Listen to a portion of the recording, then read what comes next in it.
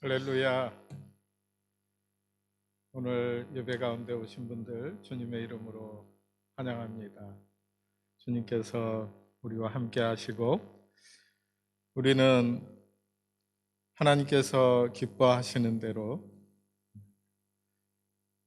영과 진리로 하나님 앞에 산 제사로 드리기를 원합니다. 묵상으로 기도하겠습니다.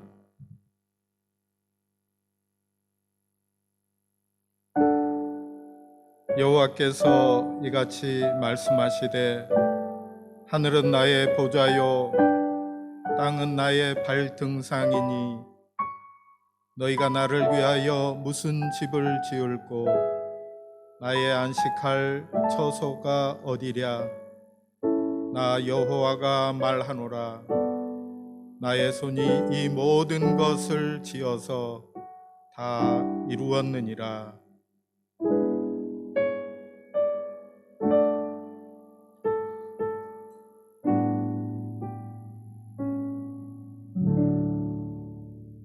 우리의 예배를 기뻐하시는 하나님 아버지, 하늘 보좌를 높이 펴시고 땅을 발등상으로 삼으신 아버지께서 저희처럼 보잘것없는 인간들의 예배 받으시기를 기뻐하심에 감격이 넘치옵니다. 우리의 예배가 하늘 보좌를 움직이는 힘이 있음을 깨닫게 해주시니 감사합니다. 이 예배를 드릴 때 어찌 감히 사단의 세력이 침노할 수 있겠나이까. 예배를 통해 하나님의 온전하신 뜻을 알게 하여 주옵소서. 우리 주님 예수 그리스도의 이름으로 기원하옵니다. 아멘. 이제 함께 우리 찬양팀과 하나님 앞에 찬양을 올려드리도록 하겠습니다.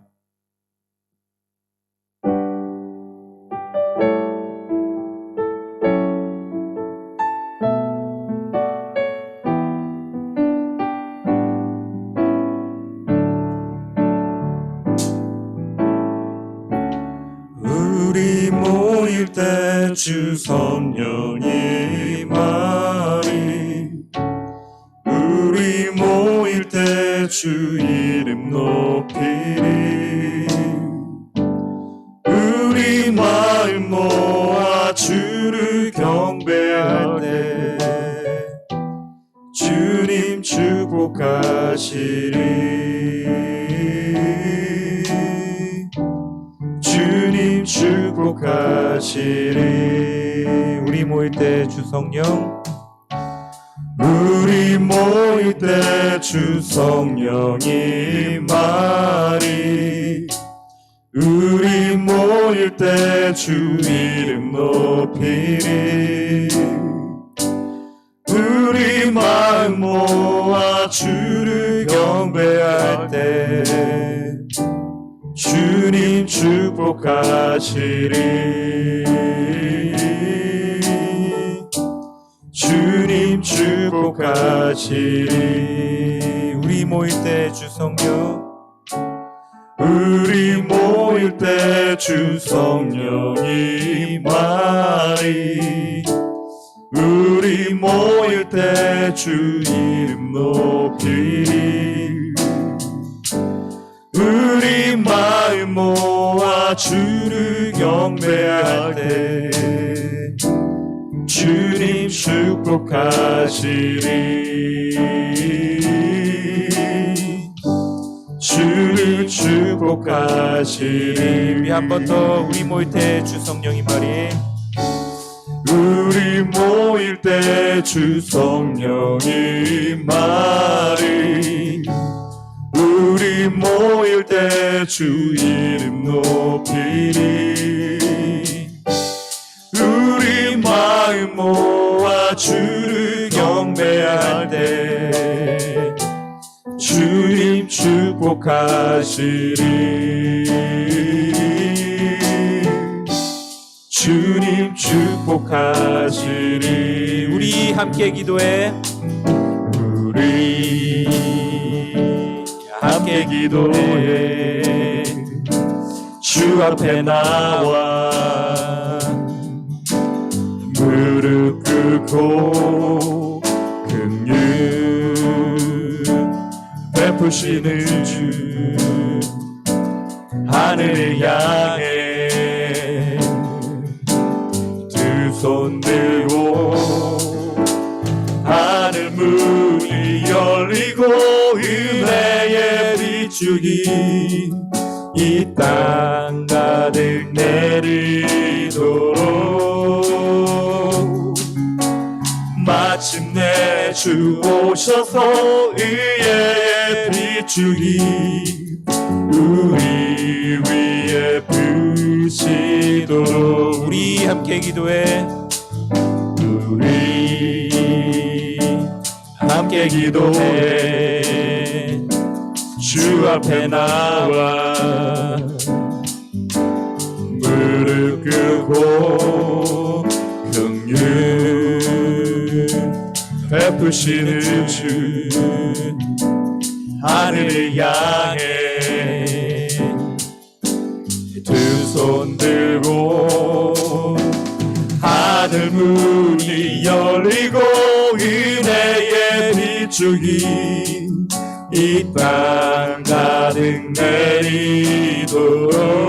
내리도록 마침내 주 오셔서 의의 비추기 우리 위에 부시도록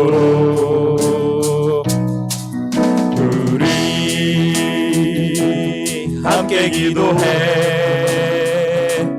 주 앞에 나와 무릎 꿇고 긍휼 베푸시는 주 하늘을 향해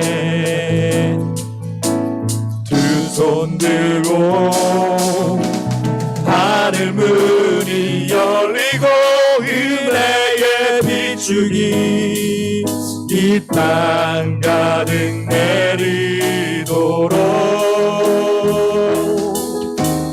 마침내 주 오셔서 의의 비추기 우리 위에 부시도록 하늘 문이 열리고 하늘 문이 열리고 은혜의 비추기 이 땅 가득 내리도록 마침내 주 오셔서 의의 비추기 우리 위에 부시도록 하늘 문이 열리고 하늘 문이 열리고 은혜의 비추기 이 땅 가득 내리도록 마침내 주 오셔서 의의 비추기 우리 위에 부시도록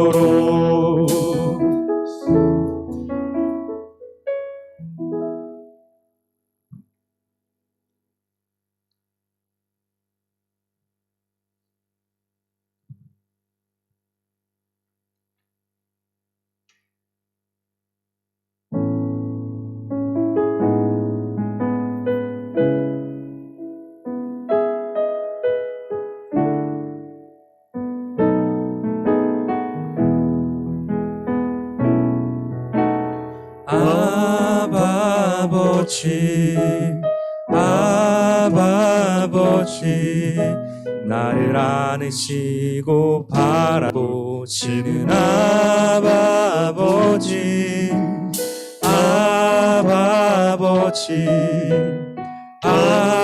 아버지 나를 도우시고 힘주시는 아버지 주는 내 마음을 고치시고 볼 수 없는 상처 만지시네 나를 아시고 나를 이해하시네 영혼 새롭게 세우시네.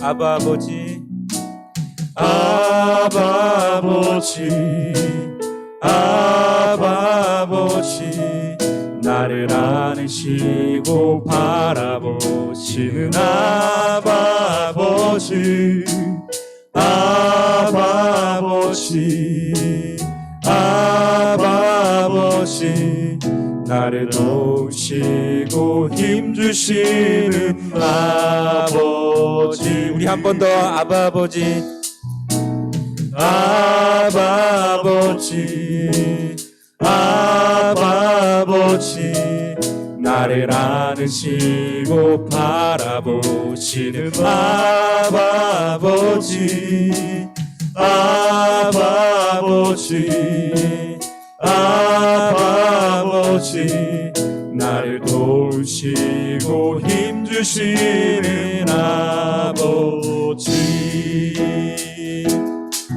주는 내 마음을 고치시고 볼 수 없는 상처 만지시네.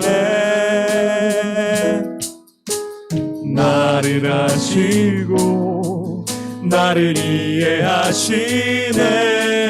내 영혼 새롭게 세우시네. 주는 내 맘을 고치시고 볼 수 없는 상처 만지시네. 나를 아시고 나를 이해하시네. 내 영혼 새롭게 세우시네. 주는 내 맘을 고치시고 알 수 없는 상처 만지시네. 나를 아시고 나를 이해하시네. 내 영혼 새롭게 세우시네.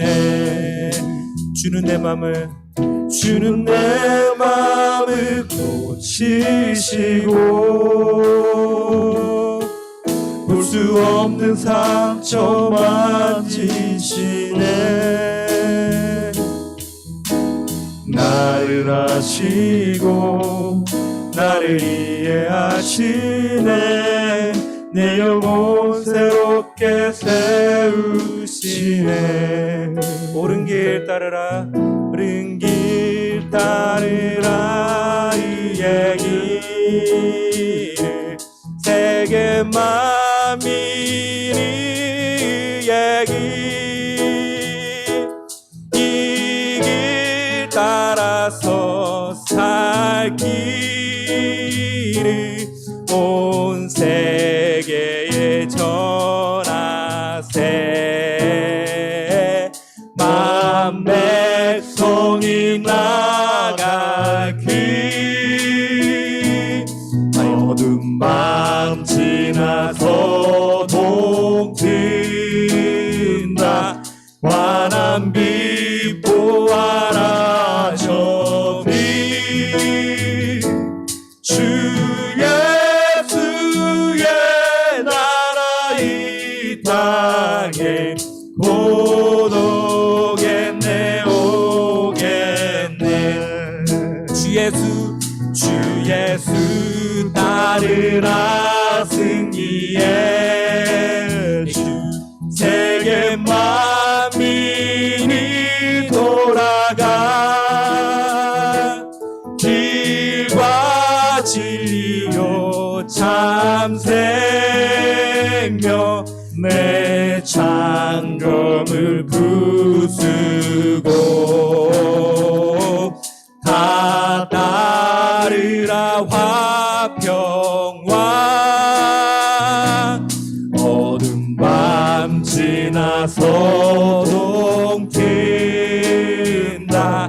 환한 빛 보아라 저 빛,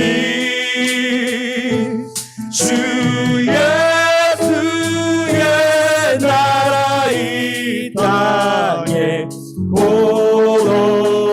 오겠네 오겠네.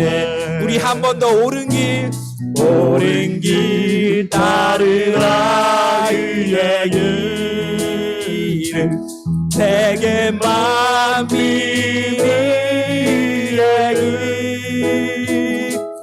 이 길 따라서 살 길은 온 세계에 전하세.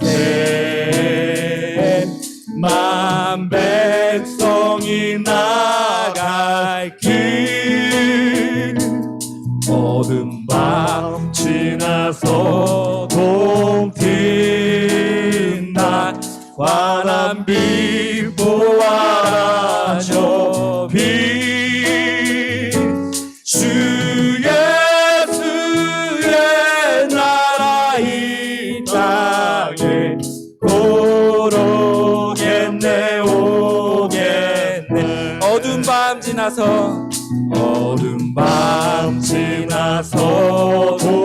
동트인 날 환한 빛 보아라. 저 빛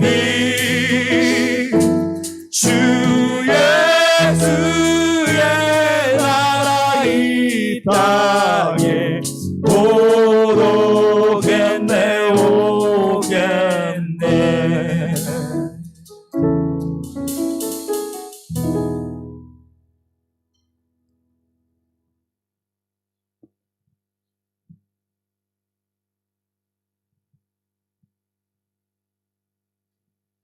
아멘.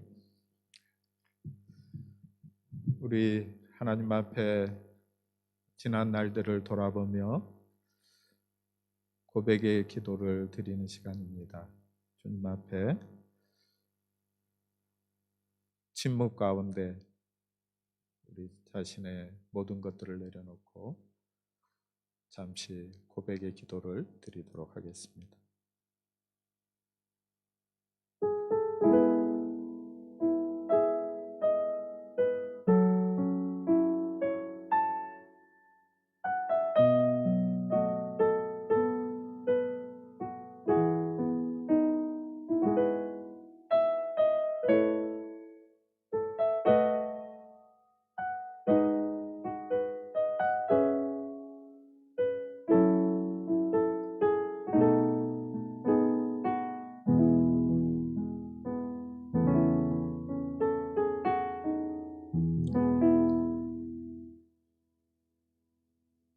주님,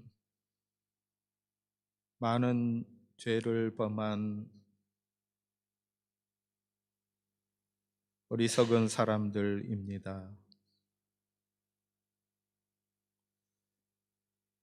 주님께 예배드리고 회개 자리에 서며 주님 앞에 참회의 기도를 드린 이후에 저희가 살아가는 삶의 과정들 가운데에서 많은 허물들과 주의 말씀을 따르지 못한 것, 주님과의 관계를 바르게 하지 못한 것, 성도들 간의 관계를 바르지 못하게 한 것, 가족과 이웃들 관계 가운데에서 우리 주님의 뜻을 온전히 행하지 못했던 것들을 내어놓사오니 저희를 용서하여 주시옵소서. 원하건대 우리 주님의 사람으로 저희를 변화시키도록 저희가 주의 말씀에 순종하고 주의 말씀이 들려올 때에 그 말씀을 따라 살도록, 또한 고백하며 하나님 앞에 내어놓는 모든 죄악들을 약속하신 대로 깨끗게 하시며 용서하셔서 우리 주님의 사람으로 살아가게 하여 주시옵소서. 하나님 앞에 온전한 예배가 되도록 이 시간 주의 성령께서 친히 저희를 주장하여 주옵소서. 우리 주님 예수님 귀하신 이름으로 간절히 기도합니다. 아멘. 이제 사유하시는 우리 주님의 말씀을 들으시기 바랍니다. 육신을 쫓는 자는 육신의 일을, 영을 쫓는 자는 영의 일을 생각하나니 육신의 생각은 사망이요 영의 생각은 생명과 평안이니라. 아멘. 이제 용서함 받은 기쁨으로 우리 하나님 아버지 앞에 우리의 신앙의 고백을 사도신경으로 함께 고백하도록 하겠습니다.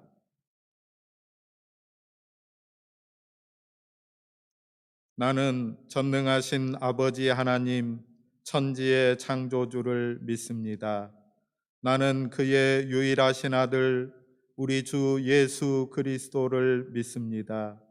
그는 성령으로 잉태되어 동정녀 마리아에게서 나시고 본디오 빌라도에게 고난을 받아 십자가에 못 박혀 죽으시고 장사된 지 사흘 만에 죽은 자 가운데서 다시 살아나셨으며 하늘에 오르시어 전능하신 아버지 하나님 우편에 앉아 계시다가 거기로부터 살아있는 자와 죽은 자를 심판하러 오십니다. 나는 성령을 믿으며 거룩한 공교회와 성도의 교제와 죄를 용서받는 것과 몸의 부활과 영생을 믿습니다. 아멘.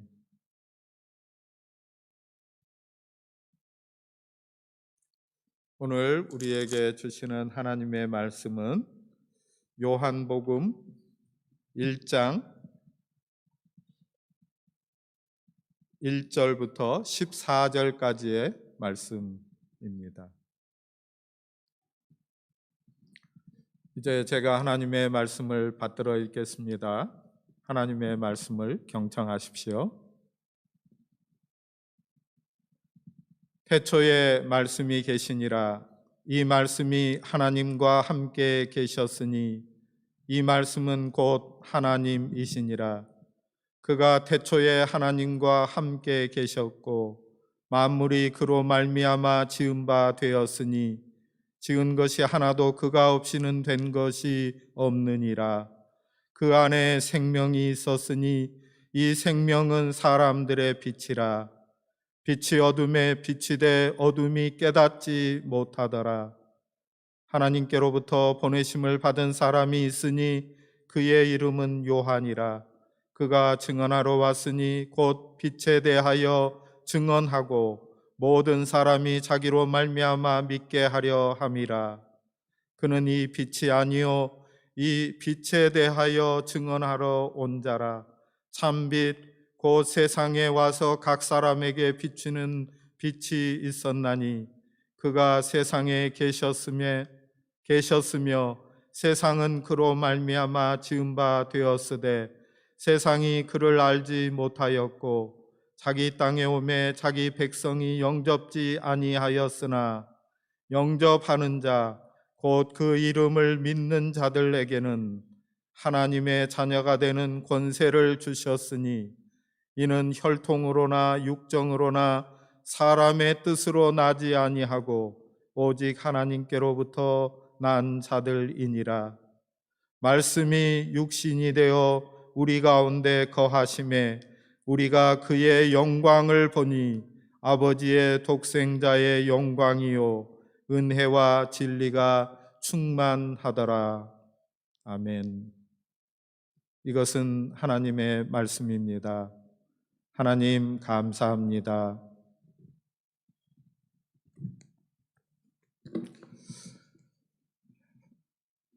한 주간 동안 잘 지내셨습니까? 오늘 예배 들어오기 직전에 반가운 소식도 들었습니다. 우리가 함께 모일 시간이 이제 가까이 다가온 것 같습니다. 우리 주님 앞에 함께 모여서 예배하는 그날을 꿈꾸는 그 시간들도 행복하고 즐거운 시간입니다. 우리가 그동안 유치부와 영유아부의 커리큘럼에 따라서 구약 성경을 쭉 읽어오면서 하나님의 말씀을 함께 나누었습니다. 그런데 오늘부터 이것을 잠시 멈추고 한 지도 우리 주일 오후에 성경 공부를 하고 있는데 그 성경 공부에서 나오는 주제들을 가지고 우리 모든 교우들과 함께 나누고자 해서 몇 주간 동안 말씀을 나누도록 하겠습니다. 우리가 함께 지금 공부하고 있는 책은 여기 다시 만나는 교회라고 하는 책인데 이 책에서 제가 말씀 전할 때도 중요한 주제들을 따오고 또 예화 중에서 몇 가지들은 이 교재를 참고한다는 것을 미리 말씀드립니다. 그 대신에 성경 공부 시간에는 우리가 다 다루지 못해서 아쉬운 부분이 있는 하나님의 말씀으로 이 교재가 말씀에서부터 나왔다 하는 것을 생각하는 그런 부분들을 좀 더 자세히 나누도록 하겠습니다.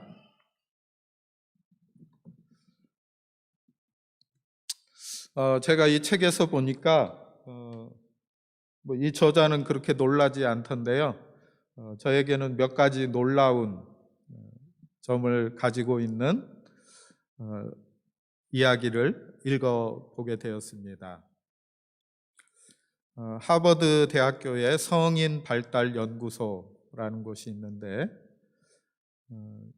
제가 조금 놀란 것은 이 연구를 75년 동안 해왔다는 것입니다. 1939년부터 2014년까지 75년 동안 연구를 했습니다. 연구 대상은 하버드 대학교 학생들 그리고 보스턴 지역의 가난한 소년들을 대상으로 했습니다. 이들이 20대로부터 시작해서 90대에 이르기까지 어떻게 살아왔는지 그것을 연구했습니다. 그런데 그 연구의 목적은 성인의 건강과 정서적 안녕에 대하여 라는 주제를 가지고 연구를 한 겁니다. 한 주제를 가지고 75년 동안이나 연구해왔다 하는 것 놀라운 일이죠. 또 저를 진짜 놀라게 했던 것은 이제 연구를 다 마치고 나서 그 결과와 관련해서 이 연구소의 소장인 로버트 웰딩어라고 하는 분이 발표한 마지막 결론 부분입니다. 지난 75년 동안의 연구를 통해 얻은 한 가지 분명한 메시지는 좋은 인간관계가 우리를 보다 행복하게 하고 건강하게 한다는 사실입니다. 그게 전부입니다. 이렇게 당연한 결과를 위해서 75년 동안 하버드 대학교 연구소가 연구했다고 하는 것, 저는 매우 놀랐습니다. 한마디로 말하라면 행복이라고 하는 것은 좋은 관계를 누리는 것이다 라고 말하고 싶은 것이죠. 아무리 많은 것을 가지고 있고 많은 사회적 성취를 가졌다 하더라도 좋은 관계가 없으면 행복할 수 없다는 것입니다. 사도 바울을 통해서 하나님께서 우리에게 들려주신 말씀과 같이 사랑이 없으면 내가 아무것도 아니다 한 것과 일치하는 내용입니다. 창세기의 첫 부분에는 세계의 기원과 인간의 본성에 대한 중요한 통찰들을 보여주는 내용들이 나옵니다. 여호와 하나님이 이르시되 사람이 혼자 사는 것이 좋지 아니하다 하는 말씀입니다. 창세기 1장 가운데에서 하나님께서는 천지를 창조하시고 보시기에 좋았다, 토브 무드, 하나님이 보시기에 좋았다 하는 말씀을 계속하여 반복해서 들려줍니다.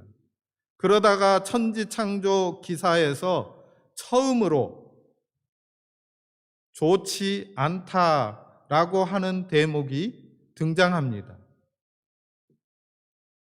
하나님이 사람이 혼자 사는 것이 좋지 않다 하고 말씀하셨다 것입니다. 그리고 나서 하와를 만드십니다. 이 구절을 읽으면서 결혼을 권유하는 말로 해석을 하는 사람들이 있습니다.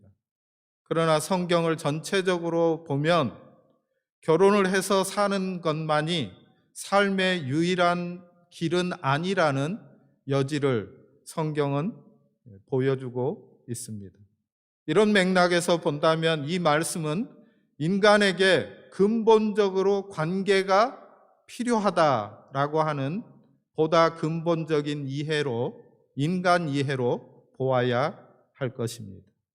우리의 경험도 이 해석을 지지하고 있지요.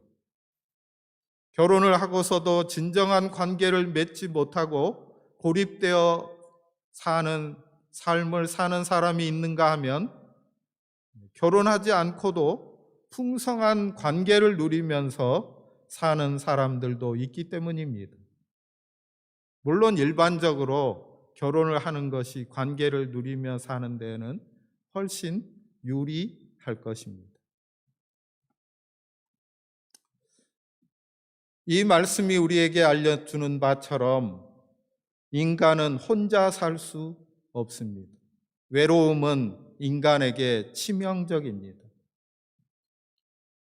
우리가 고립되어 살아온 몇 달 동안의 시간에 우리는 이러한 것을 깊이 깨달았습니다.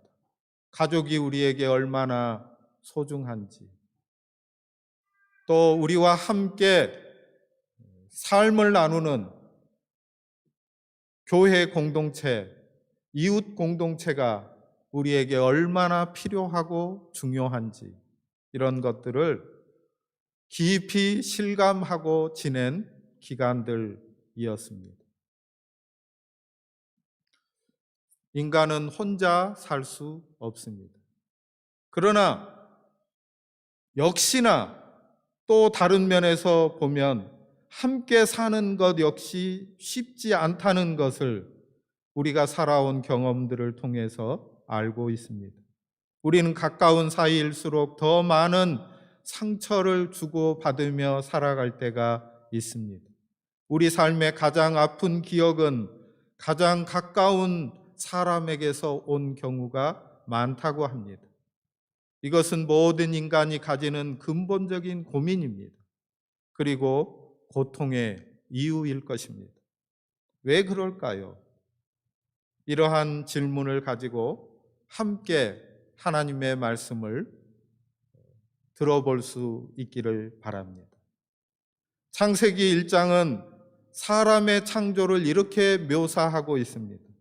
하나님이 이르시되 우리의 형상을 따라 우리의 모양대로 우리가 사람을 만들고 그들로 바다의 물고기와 하늘의 새와 가축과 온 땅과 땅에 기는 모든 것을 다스리게 하자 하시고, 하나님이 자기 형상 곧 하나님의 형상대로 사람을 창조하셨다.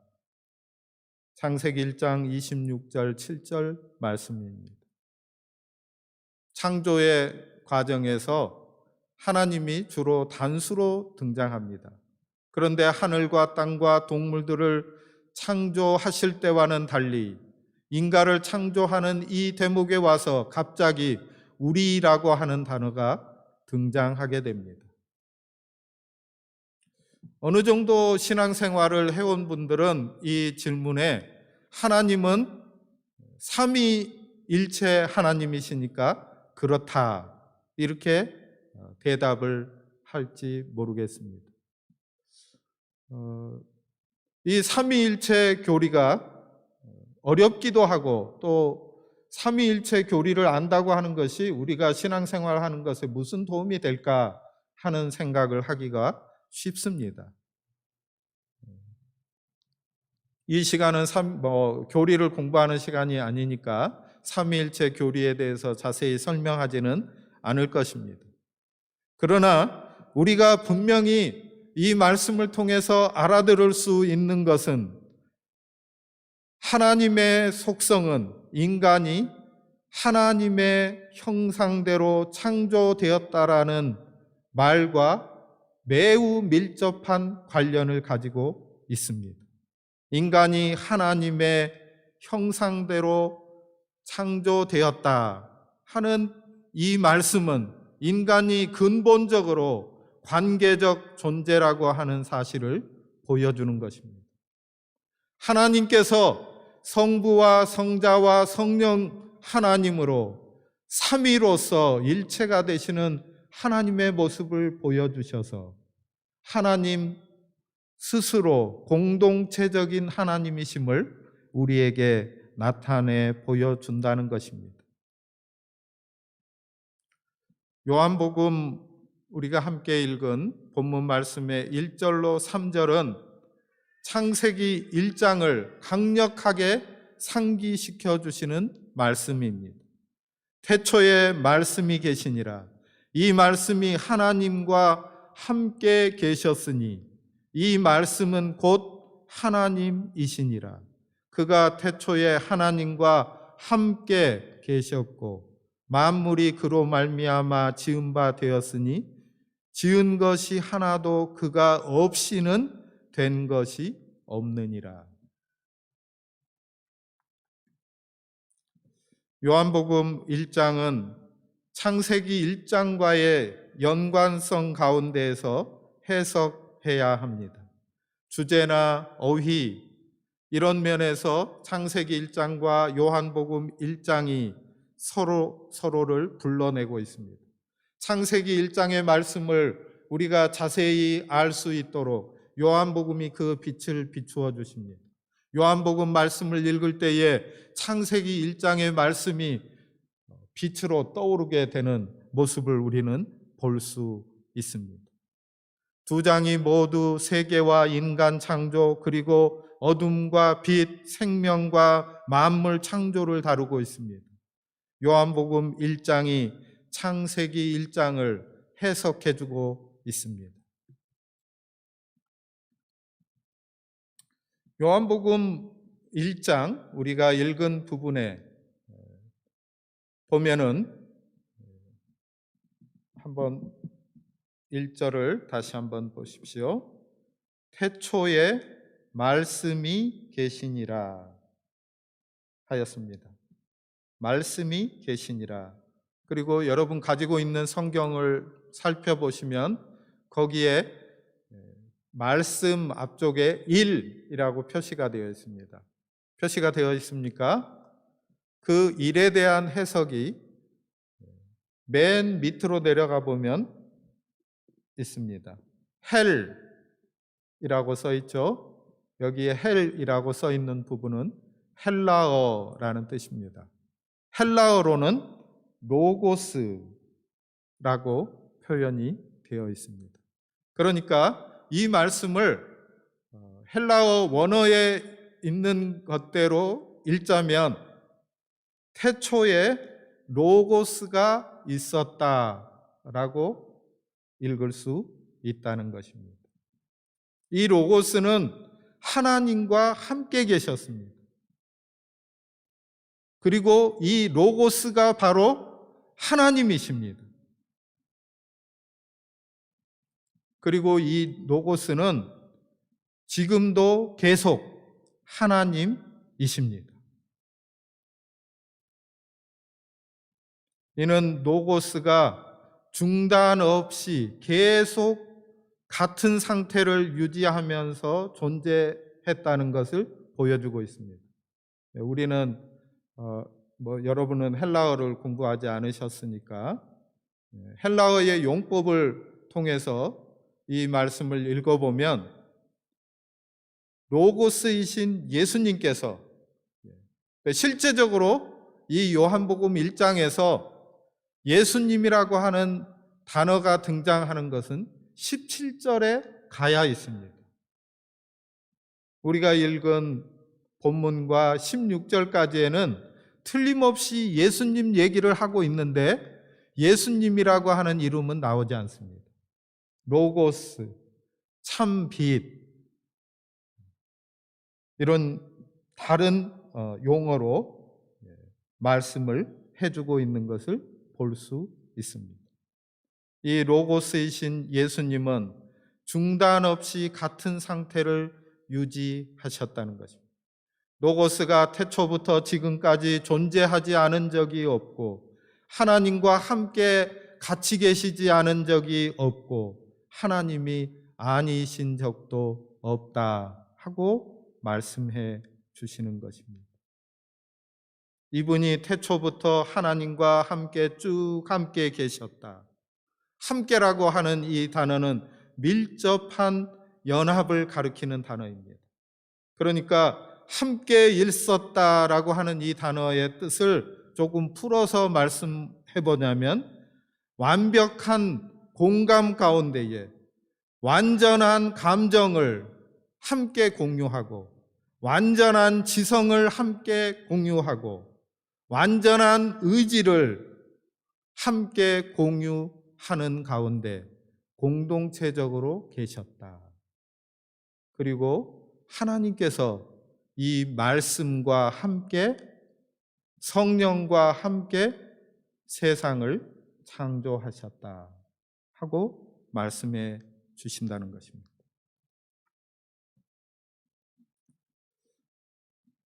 요한복음 가운데에서 요한복음이 보여주는 예수님, 그 예수님의 모습의 가장 특징적인 모습은 무엇이냐면 바로 예수님께서 독생자 의식을 갖고 계셨다는 것입니다.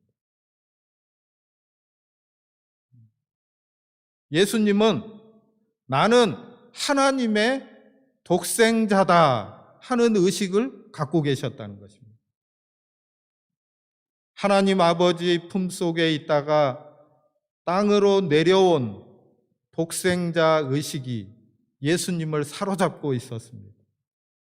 그래서 유대인들은 예수님을 죽이고자 했는데 요한복음 5장 18절 말씀입니다.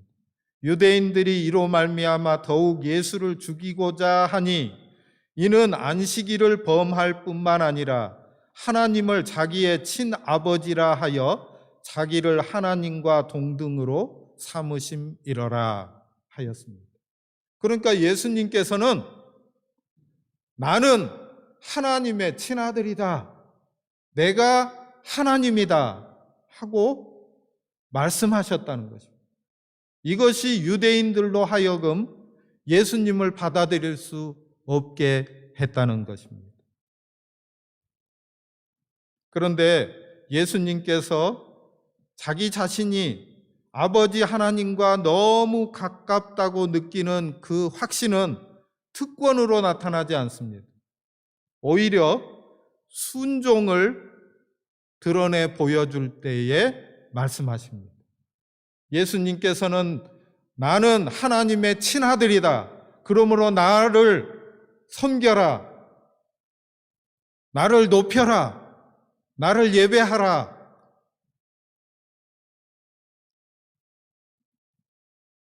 그렇게 말씀하지 않으셨다는 것입니다.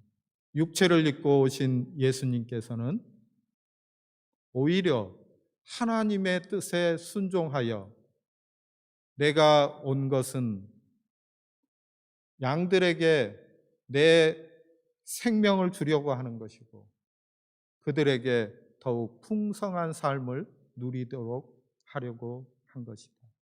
인자에 온 것은 마태복음의 말씀에 따르면 혹은 마가복음의 말씀에 따르면 인자에 온 것은 섬김을 받으려 함이 아니요 오히려 나 자신을 너희를 위한 대속물로 주려고 하는 것이다. 섬기려고 하는 것이다.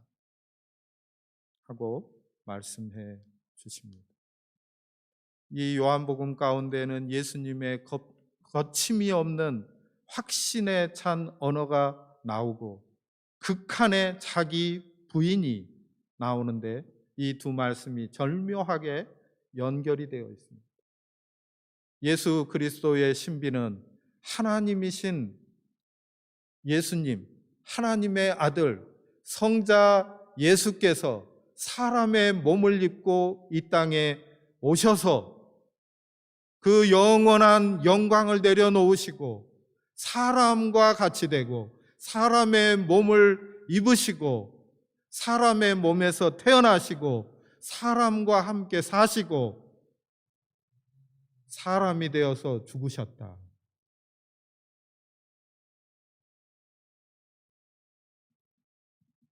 그분 예수를 하나님께서 부활 생명으로 살려내시고 그분이 하나님이심을 드러내 보여주셨다 하는 것이 성경의 증언입니다.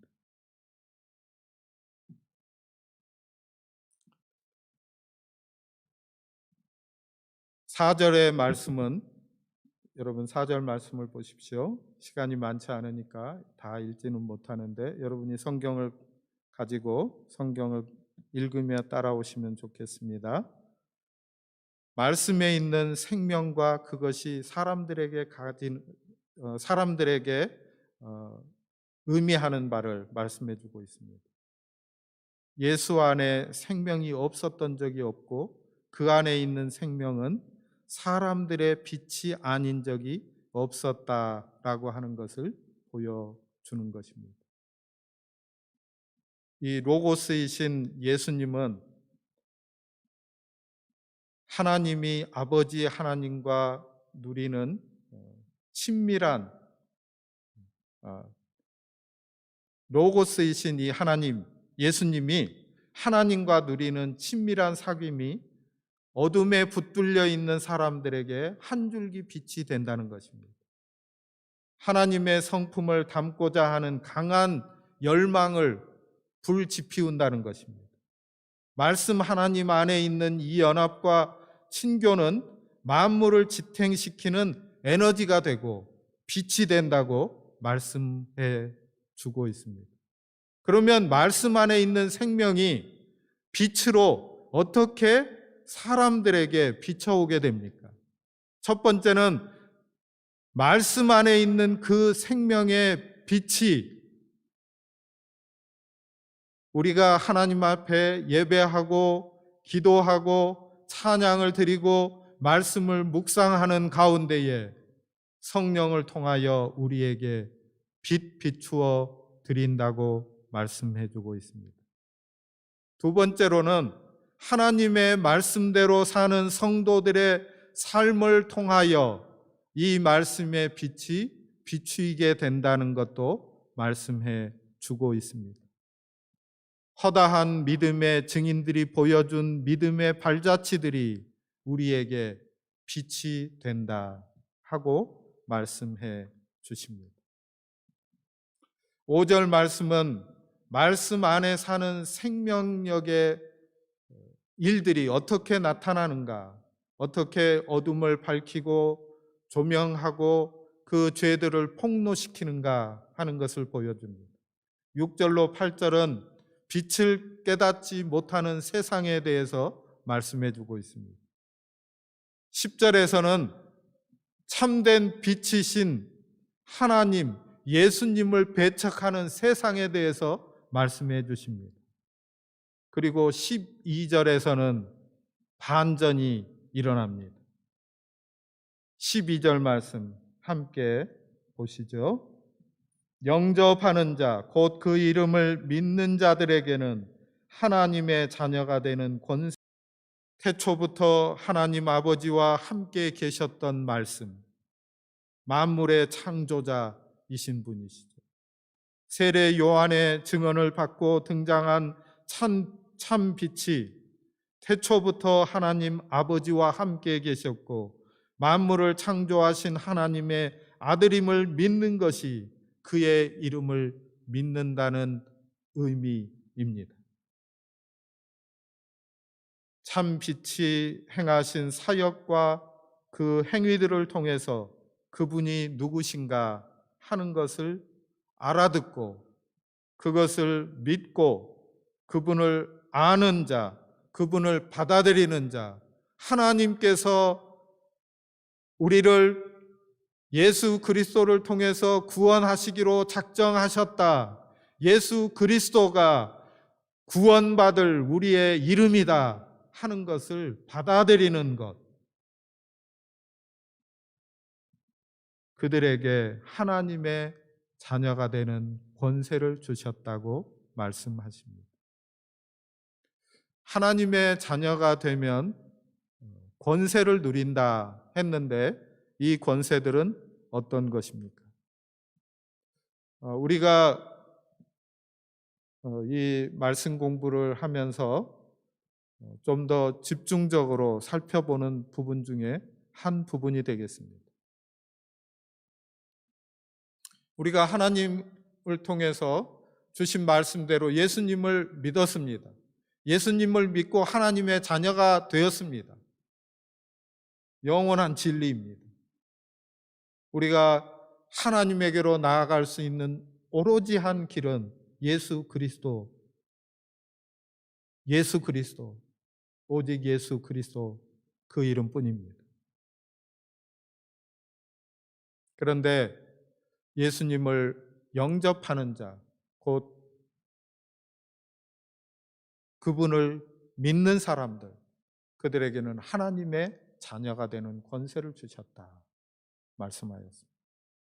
이 권세의 첫 번째는 하나님의 성품을 닮을 수 있는 권세입니다. 하나님의 성품을 닮을 수 있는 권세. 제가 요 근래에 계속해서 말씀을 나누고 있습니다. 하나님의 말씀이 우리에게 들려옵니다. 그러면 우리는 그 말씀에 반응하기를 원합니다. 하나님의 말씀이 들려올 때에 그 말씀이 우리 가운데 부딪혀 오기를 바랍니다. 하나님의 말씀이 들릴 때 우리는 예수님을 통해서 하나님의 자녀가 된다. 하나님의 자녀가 되는 권세를 받았다. 이 권세를 누리게 된다 하면 이 말씀에 반응해야 합니다. 이 권세가 뜻하는 바는 바로 하나님을 닮을 수 있는 권세입니다.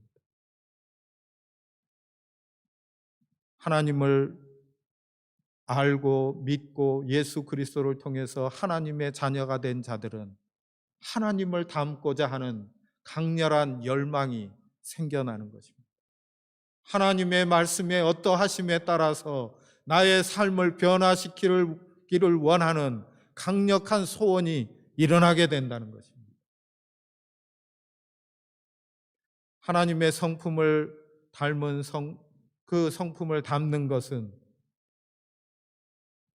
우리가 수능 점수를 몇 점 받느냐, 수학에 어떤 것을 아느냐, 국어에 어떤 것을 아느냐, 영어에 어떤 것을 아느냐, 그런 것보다 훨씬 중요합니다.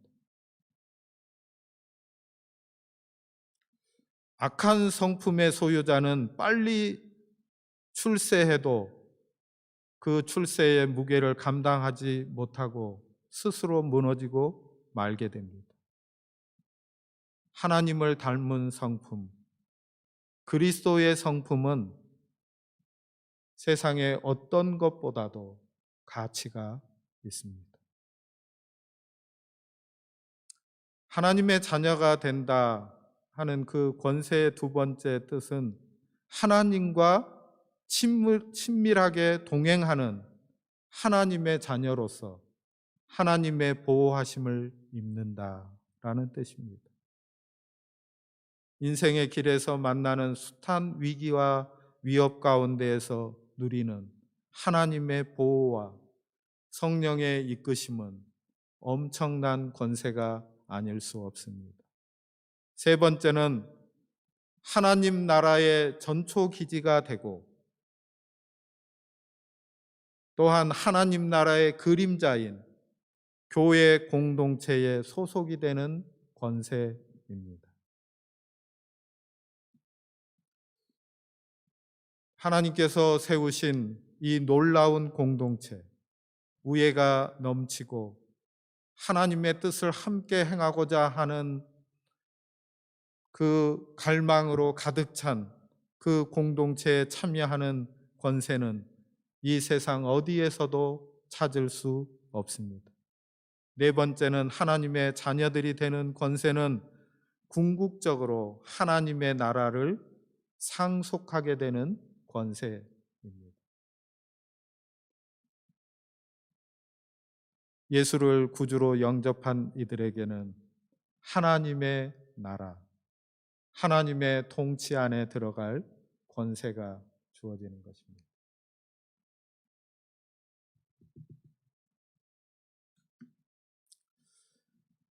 사랑하는 여러분, 우리가 신앙생활을 한다, 예수님을 이제 믿고 나서 신앙생활을 한다라고 표현을 하는데, 이 신앙생활을 한다는 것은 이 땅에서 구원받은 백성으로서 어떻게 살아야 할 것인지를 성경을 통해서 배우는 삶입니다. 그러니까 예수님을 구주로 영접하고 우리가 교회 안에서 또 주님 안에서 신앙생활을 하게 되는데, 이 신앙생활을 한다라는 말은 구원받은 사람들은 어떻게 살아야 할까, 이것들을 하나님의 말씀을 통해서 계속 배우고 그 말씀을 따라가는 삶을 가리키는 것입니다. 신앙생활은 하나님과 샬롬의 관계, 평화의 관계를 맺고 누리는 사귐과 하나님께서 우리에게 베풀어 주신 사명, 평화의 일들을 넓혀가는 일들, 이 일에 동참하는 것입니다.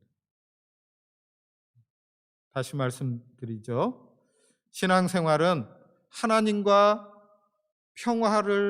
평화의 관계를 맺고 그것을 누리는 삶일 뿐만 아니라 하나님께서 원하시는 대로 이 화평이 세상 가운데로 번져가는 삶을 살아가는 것입니다. 그러니까 우리가 함께 나누는 이 성경 공부의 주제, 중요한 주제어, 사귐과 선교. 교회에서 우리는 하나님과 사귀고 공동체 안에서 사귐, 성경의 용어로 말하면 코이노니아의 삶이 이루어지고 이 삶이 세상을 향하여 선교되어지는 그런 모습을 보여주는 것입니다. 그래서 교회의 두 본질은 사귐과 선교입니다. 교회의 어떤 활동이나 프로그램이 아닙니다. 교회가 바로 사귐이고 선교입니다. 이 부분에 대해서는 우리가 7주 동안 계속해서 여러 방면으로 공부를 해 나가게 될 것입니다. 결론만 말씀드리자면 선교가 영원한 결과를 가져오기 때문에 중요하다는 것입니다. 선교를 통해서 예수 그리스도가 전해지면 어떻게 됩니까? 예수님을 알고 믿는 사람이 영원한 하나님 나라를 상속받게 되는 거죠. 하나님 나라의 백성이 되는 거죠. 그러니까 중요한 부분이죠. 사귐은 그 자체로 영원하기 때문에 그렇습니다. 그래서 이 교재에서는 이런 예를 들어두었어요. 우리가 이 땅에 있을 때는 예수님을 전하는 전도를 하는데 하나님 나라에 가면, 여러분도 한번 대답을 해보십시오. 우리가 하나님 나라에 가면 전도할까요? 하나님 나라 가면 전도하지 않겠죠. 하나님 나라에 온 사람들은 모두 다 하나님의 통치 안에 들어있는 사람들입니다. 예수님을 믿고 찬양하고 예배하는 이들입니다. 그곳에서는 사귐이 있을까요? 네. 하나님과의 영원한 사귐이 있습니다. 성도들 간의 영원한 사귐이 계속되어집니다. 그러니까 지금 여기에서 우리가 누리는 이 사귐은 하나님 나라에까지 연결되는 영원한 사귐이라는 말입니다. 그러므로 교회 생활 자체가 선교 지향적이 되는 것이고 교회 생활의 모든 부분이 사귐이 들어 있어야 한다는 것입니다. 교회 생활의 모든 부분에 사귐이 있어야 합니다. 예를 들면 우리가 하나님을 찬양하는 찬양팀으로 모였습니다. 하나님을 찬양하는 것이 목적이죠. 그렇지만 그 찬양팀 안에는 하나님께서 명하신 코이노니아가 이루어져야 합니다. 주님 안에서 누리는 사귐이 있어야 돼요. 그럴 때 하나님께서 이 찬양을 받으시는 것입니다. 예배 공동체로 모여진 우리가 하나님 앞에 예배할 때 우리 안에 사귐이 있습니다. 그 사귐을 통해서 하나님께서 영광을 받으십니다. 사귐은 어떤 프로그램으로 따로 떼어서 친교해야 되는 부분이 아닙니다. 교회 안에 일어나는 어떠한 일에든지 이 코이노니아, 사귐은 스며들어가 있어야 합니다.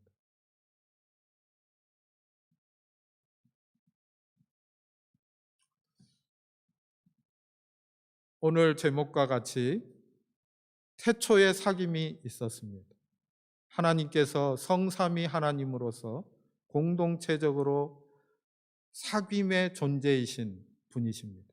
그리고 그 하나님께서 로고스, 말씀이신 예수님과 함께 성령과 함께 세상을 창조하셨습니다.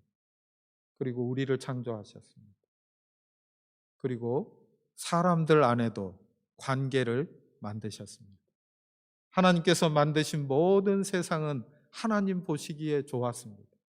그런데 하나님이 보시기에 좋지 않은 한 가지, 그것은 사람이 혼자 사는 게 좋지 않구나. 사람이 혼자 있는 게 좋지 않구나. 외로이 떨어져 있는 건 사람이 아니구나 하고 말씀하셨다는 것입니다. 사랑하는 여러분, 우리가 하나님을 믿는다, 하나님과 함께 산다, 하나님의 영원한 나라의 백성이 되었다 하는 말 안에는 하나님과의 사귐이 포함되는 것을 믿으시기 바랍니다. 그리고 그 삶을 누릴 수 있기를 바랍니다. 신앙의 삶은 기쁘고 감사하고 놀라운 것입니다. 우리 주님과의 영원한 사귐이 계속되는 것입니다. 지금 이 아름다운 시절에 예수를 알지 못하고 예수님을 아는 공동체 안에 들어오지 못한 사람들은 저는 감히 우리보다 불행하다고 생각합니다. 하나님과의 영원한 사귐이 우리에게는 있기 때문입니다.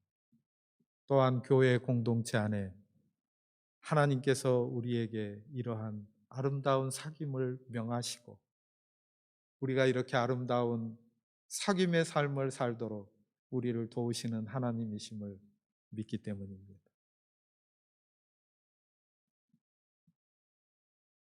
기도하겠습니다. 하나님 아버지, 은혜를 감사합니다. 말씀을 통하여 우리 주 예수 그리스도 주님이 누구신지를 분명하게 알게 해주신 것 감사합니다.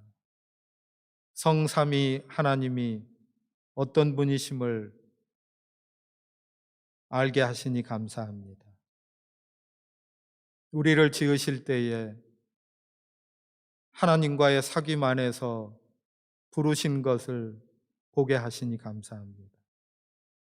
죄를 범한 인간으로 하여 하나님과 사람 사이가 멀어졌지만 하나님께서 예수 그리스도를 보내주셔서 하나님과 사람 사이에 화목을 이루시고 다시 하나님 앞에 관계가 회복되게 하셨사오니 감사합니다.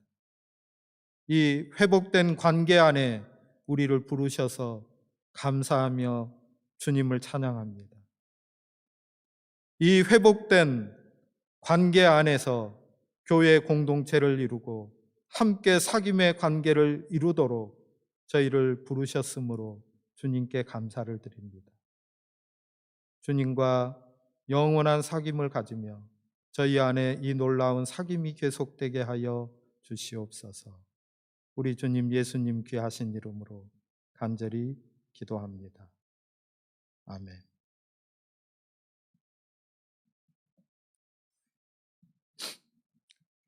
네, 교회 소식 몇 가지 전해드리도록 하겠습니다.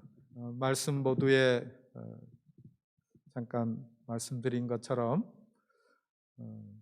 네, 빅토리아 주에 코로나19 상황이 많이 나아져서 이제 우리가 함께 모일 수 있게 된 것 같습니다. 절차를 거친 후에 우리가 함께 모여서 또 이 예배를 진행하도록 하겠습니다. 우리가 사우스 멜번 교회하고 예배당을 함께 사용하고 있으니까 거기 분들하고 의논을 한 후에 여러분에게 공지해서 말씀을 드리도록 하겠습니다. 그리고 우리 아기가 있는 집에서는 어쩌면 조금 더 준비를 필요로 하는지도 모르겠습니다.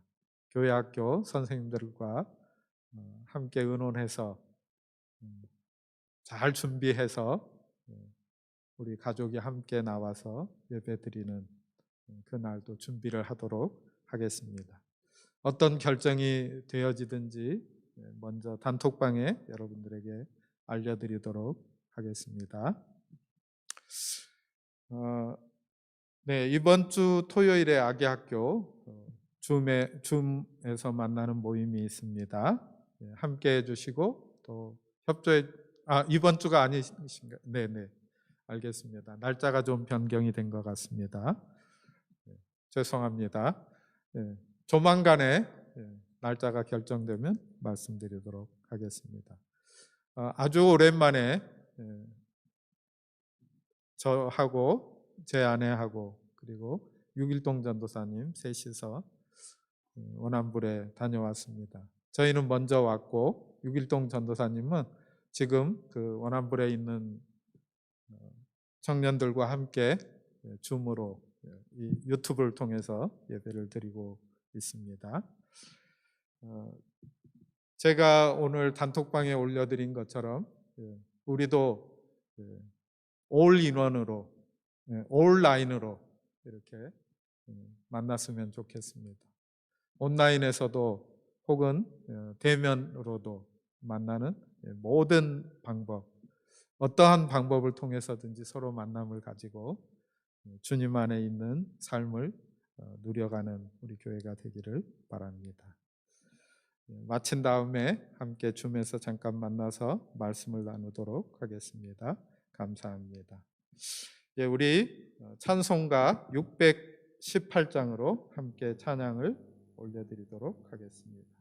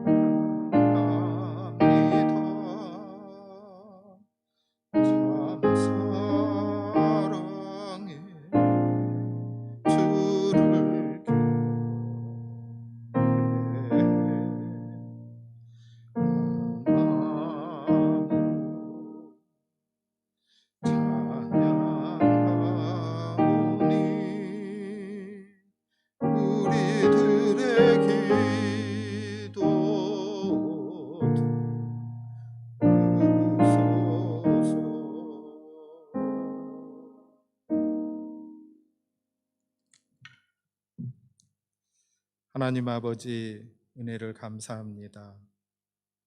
저희에게 베푸신 그 놀라운 은혜로 말미암아 구원받은 하나님의 자녀로 살게 하시고 성령의 인도하심과 말씀의 빛 비추어 주심으로 저희의 모든 삶에 함께 하셨으므로 감사합니다. 저희의 모든 쓰고 입고 사용하는 것들을 주님의 그 놀라운 은혜로 허락받았음에 감사합니다. 모든 것이 주께로부터 온 것임을 고백하며 11조의 예물을 드리며 주님 앞에 감사한 일들이 있어 감사의 예물을 드리고 주님 앞에 예배하러 나올 때에 저희 자신을 헌신하여 드리며 또한 주일 예물을 드리오니 받으시옵소서. 받으시고 주의 뜻에 맞게 사용하셔서 주의 나라가 확장되게 하시며 드려진 모든 예물 가운데에 주님의 복으로 더하여 주셔서 드린 모든 이들이 주님의 은혜를 더욱 풍성히 누리고 주를 기뻐하는 삶이 되게 하여 주시옵소서. 우리 주님 예수님의 은혜와 아버지 하나님의 사랑과 보혜사 성령님의 교통하심이 주님 앞에 모여온 모든 성도들과 가정과 교회와 민족 위에 이제로부터 영원토록 항상 계시기를 간절히 축원합니다. 아멘.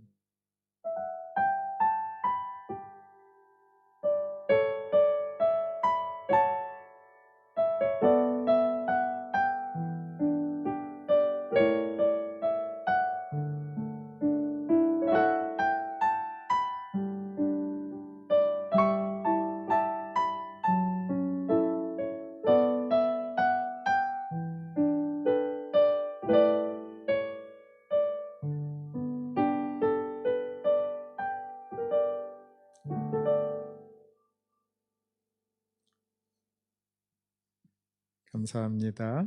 네, 가능한 분들은 줌에서 한번 잠시 뵙겠습니다.